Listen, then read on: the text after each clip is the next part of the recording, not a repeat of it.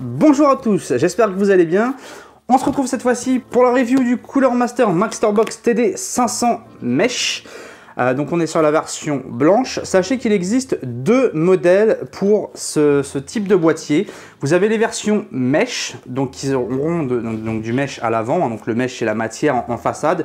Le mesh est tout simplement une matière grillagée alvéolée. On verra un petit peu plus tard en vidéo.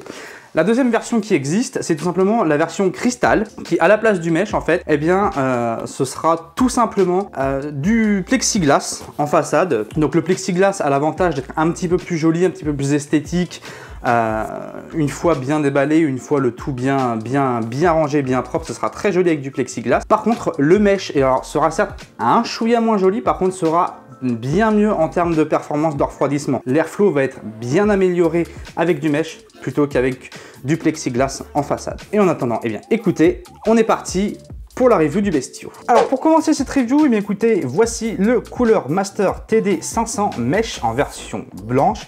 Donc on peut dire qu'il est déjà de face ultra joli.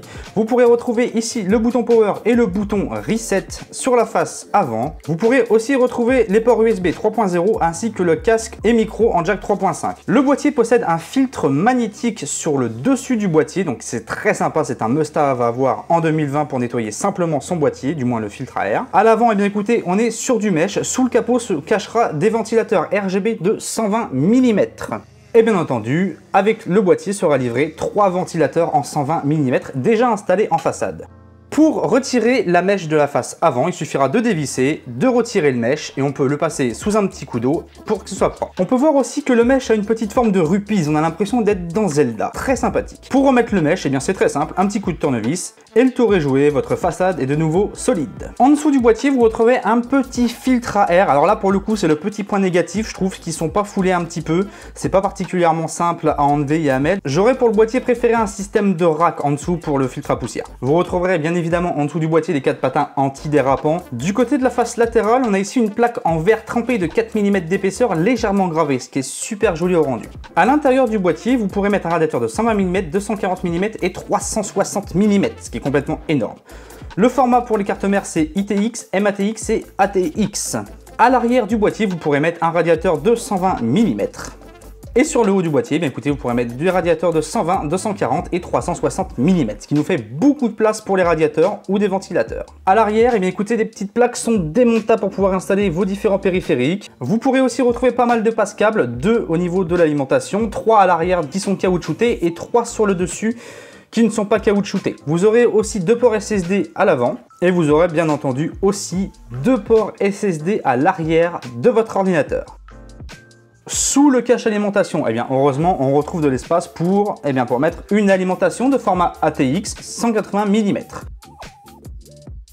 Nous avons aussi 2 racks pour vos disques durs, donc 3,5 pouces ou 2,5 pouces. C'est super simple à mettre et à enlever.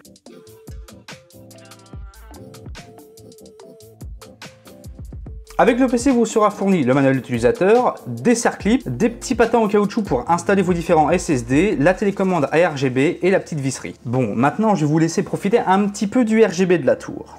Alors concrètement, le boîtier est plutôt classe. Moi personnellement, je l'adore, je le trouve très beau.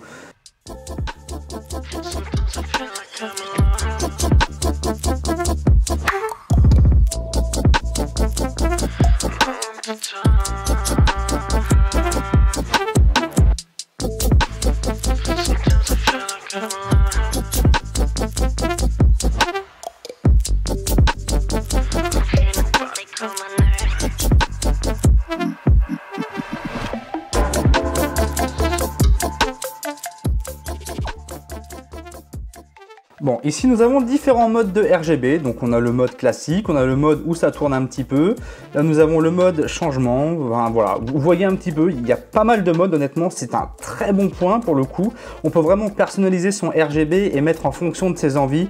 Moi je trouve ça génial, honnêtement j'adore vraiment ce qu'ils ont fait sur ce boîtier là. Par ailleurs, sachez que le RGB est compatible avec le Polychrome d'ASRock, l'Asus Aura Sync, le RGB Fusion 2 Gb et bien sûr le Mystic Light d'MSI.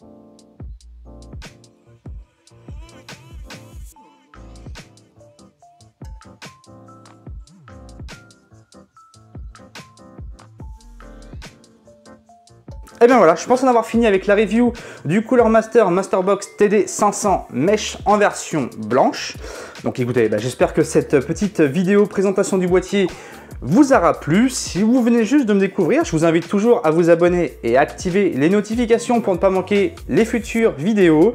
Si vous pensez que la vidéo pourrait intéresser quelqu'un, n'hésitez pas à la partager et à mettre un pouce bleu. En attendant, juste à côté de moi, vous allez avoir deux petites playlists. Une playlist concernant les différents composants, comment ils s'emboîtent, comment les choisir. Et sinon, si jamais vous voulez déjà des configurations préfaites, eh bien, hop, il y a une autre playlist qui apparaît qui vous permettra tout simplement de choisir en fonction de votre budget. Bien entendu, pour ceux qui sont déjà abonnés à la chaîne depuis pas mal de temps, écoutez, je vous remercie. Même ceux qui sont abonnés de récemment, de toute façon, il n'y a pas de raison.